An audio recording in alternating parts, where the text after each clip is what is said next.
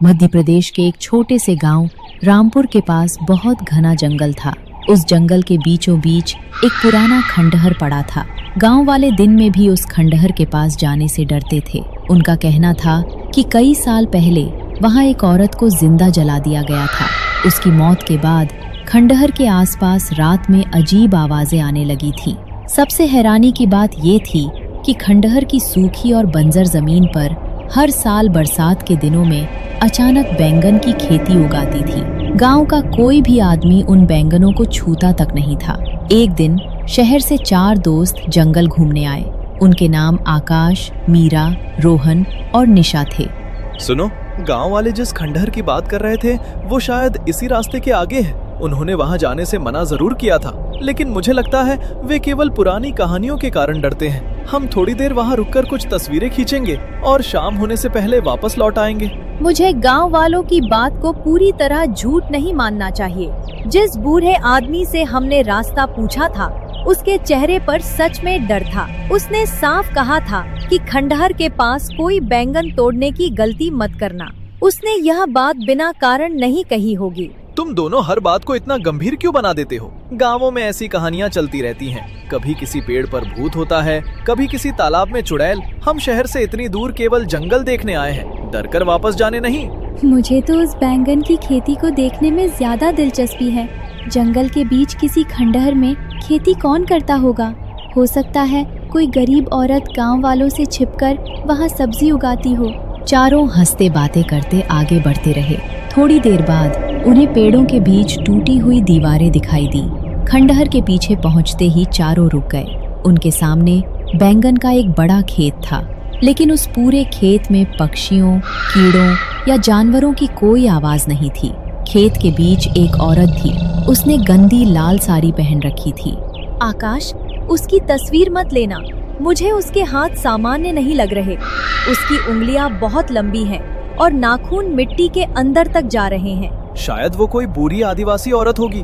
हम उसके पास जाकर पूछ सकते हैं कि उसने यहाँ इतनी अच्छी खेती कैसे उगाई है। रुको, अचानक उसके पास मत जाओ। पहले दूर से आवाज लगाता हूँ। माताजी, हम शहर से जंगल देखने आए हैं। हम केवल इस खंडहर और खेत की कुछ तस्वीरें लेना चाहते हैं। हम आपकी फसल को कोई नुकसान नहीं पहुँचाएंगे।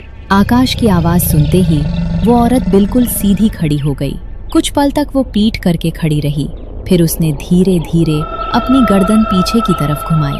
उसका शरीर सामने की ओर था, लेकिन चेहरा पूरी तरह पीछे मुड़ा हुआ था। उसकी आंखें सफेद थीं। चारों दोस्त डर के मारे पीछे हट गए। अचानक वो औरत एक तेज चीख मारकर खेत के दूसरी तरफ भागी। उसके पैर उल्टी दिशा में मुड़े हुए थे। वो खंडहर की टूटी दीवार के पीछे गई और गायब हो गई। तुम लोगों ने उसका चेहरा देखा था? वो कोई इंसान नहीं थी। हमें इसी समय यहाँ से निकल जाना चाहिए। हाँ, अब यहाँ एक पल भी रुकना ठीक नहीं है। सब लोग साथ रहना। कोई भी खेत के अंदर मत जाना और किसी चीज को हाथ मत लगाना। लेकिन जाते समय निशा की नजर खेत के किनारे लगे एक बैंगन पर पड़ी।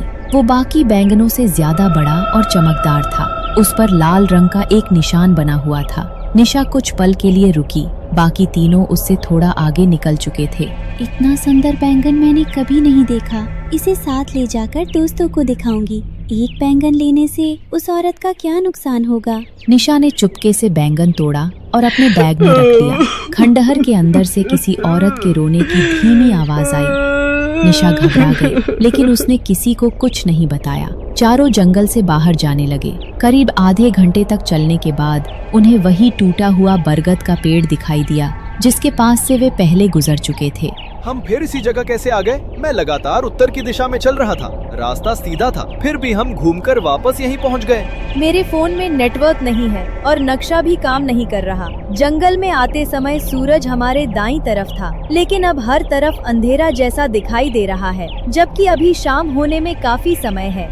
घबराओ मत, हम पेड़ों पर निशान बनाते हुए आगे चलेंगे। अगर रास्ता फिर घूमकर यहीं आया तो समझ जाना कि हमारे साथ कुछ गलत हो रहा है। आकाश ने चाकू से बरगद के तने पर बड़ा निशान बना दिया। 10 मिनट बाद उन्हें सामने एक पेड़ दिखाई दिया जिस पर वही ताजा निशान बना था। अब चारों को समझ आ गया कि वे जंगल में फंस चुके थे। तभी निशा के बैग के अंदर से धीमी खरोचने की आवाज आने लगी। अचानक बैग अपने आप जोर जोर से हिलने लगा। निशा ने घबराकर उसे जमीन और वो काला बैंगन बाहर लुढ़क आया।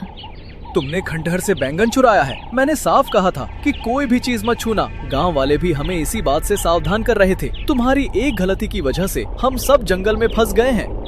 गलती मुझसे हुई है। बैंगन मेरे पास है और वो फेंकने पर भी वापस आ जाता है। वो चुड़ैल हमारा पीछा कर रही है। आप उसके बारे में जानते हैं तो हमारी मदद कीजिए। निशा ने बैंगन उठाकर झाड़ियों में दूर फेंक दिया। वो बैंगन झाड़ियों में गिरा, लेकिन अगले ही पल जमीन के नीचे से घूमता हुआ फिर निशा के पैरों के पास आ गया। उसी समय पेड़ों के ऊपर से किसी औरत की हंसी सुनाई दी। लाल साड़ी वाली चुड़ैल एक मोटी डाल पर उल्टी लटकी हुई थी।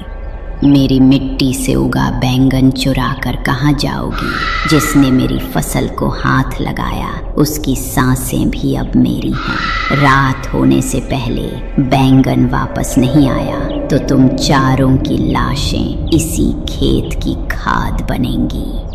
कुछ दूर जाने पर उन्हें एक पुरानी लकड़ी की झोपड़ी दिखाई दी। उन्होंने अंदर घुसकर दरवाजा बंद कर लिया। झोपड़ी में करीब 60 साल का एक आदमी लालटेन के पास बैठा था। उसका नाम हरिराम था। मैंने सुबह ही तुम्हें खंडहर से दूर रहने को कहा था। तुम लोगों ने मेरी बात नहीं मानी। अब बताओ, तुम में से किसने काला बैंगन तोड़ा है? गलती मुझसे हुई है। बैंगन मेरे पास है और वो फेंकने पर भी वापस आ जाता है। वो चुड़ैल हमारा पीछा कर रही है। आप उसके बारे में जानते हैं तो हमारी मदद कीजिए। वो चुड़ैल भंवरी है। करीब 40 साल पहले वो इसी गांव में रहती थी। उसका पति मर चुका था और वो अकेली खेती करके अपना पेट भरती थी। उसके बैंगन पूरे इलाके में सबसे अच्छे होते थे। उस समय जंगल वाला खंडहर एक जमींदार की हवेली हुआ करता था। जमींदार ने भंवरी की जमीन छीनने की कोशिश की। जब वो नहीं मानी तो उस पर जादू करने का झूठा आरोप लगा दिया गया। गांव के कुछ लालची लोगों ने उसकी पूरी फसल लूट ली। भंवरी अपने बैंगन वापस मांगने हवेली पहुंची तो जमींदार ने उसे अनाज रखने वाले कमरे में बंद करके आग लगा दी। मरते समय भंवरी ने कहा था कि जो भी उसकी मेहनत की चीज चुराएगा वो जंगल से जिंदा बाहर नहीं जा पाएगा। उसके शरीर को अंतिम संस्कार भी नहीं मिला। उसकी जली हुई हड्डियां आज भी खंडहर के नीचे दबी हैं। लेकिन बैंगन वापस खेत में रख देने से क्या हम बच जाएंगे? चुड़ैल तो हमें देखते ही मारने दौड़ रही है। हो सकता है वो बैंगन मिलने के बाद भी हमें ना छोड़े। ये साधारण बैंगन नहीं है, इसे मूल बैंगन कहते हैं। हर साल भंवरी की जली हुई राख से केवल एक ऐसा बैंगन उगता है। उसी में उसकी आत्मा की ताकत रहती है। वो खुद इसे तोड़ नहीं सकती। अगर कोई जीवित इंसान इसे तोड़ ले तो चुड़ैल उस इंसान से बंध जाती है। आधी रात तक बैंगन उसी पौधे की जड़ में दबा दिया जाए तो उसका बंधन टूट सकता है। लेकिन केवल बैंगन वापस करने से भंवरी अगले साल फिर लौट आएगी। उसकी आत्मा को हमेशा के लिए शांत करने के लिए उसकी हड्डियों का अंतिम संस्कार करना होगा। आप इतने सालों से यह बात जानते थे, फिर आपने उसकी हड्डियां बाहर निकालकर अंतिम संस्कार क्यों नहीं किया? मेरे पिता उन लोगों में शामिल थे जिन्होंने जमींदार के डर से भंवरी को बचाने की कोशिश नहीं की। मरने से पहले उन्होंने मुझे सच बताया था। मैंने कई बार खंडहर में जाने की कोशिश की, लेकिन भंवरी ने मुझे अंदर नहीं जाने दिया। शाम ढल चुकी थी। मैं जानता हूं कि तुम्हारे साथ अन्याय हुआ था, लेकिन हर इंसान तुम्हारा दुश्मन नहीं है। इन लोगों ने गलती की है, पर ये तुम्हारी हड्डियों को सम्मान देना चाहते हैं। मुझे सम्मान नहीं चाहिए, मुझे वही डर चाहिए जो मरते समय मैंने महसूस किया था। जिसने मेरा बैंगन तोड़ा है, पहले मैं उसका खून इस मिट्टी में डालूंगी। सभी खंडहर के अंदर पहुंचे। मिट्टी हटाने पर जली हुई हड्डियां और लोहे की टूटी चूड़ियां दिखाई दी। मेरी हड्डियों को हाथ मत लगाओ। मेरे साथ गलत हुआ है, मुझे न्याय नहीं मिला। हरिराम ने हड्डियों को सफेद कपड़े में बांधा और उसमें आग लगा दी। जैसे जैसे आग तेज हुई, बैंगन का पूरा खेत राख में बदलने लगा। अब उसका डरावना चेहरा धीरे धीरे एक साधारण औरत के चेहरे में बदल रहा था। और फिर भंवरी की आत्मा सफेद धुएं में बदल गई और फिर आसमान में गायब हो गया। उसके बाद खंडहर के पास कभी बैंगन की रहस्यमयी खेती नहीं उगी। रात में आने वाली चीखें भी हमेशा के लिए बंद हो गईं।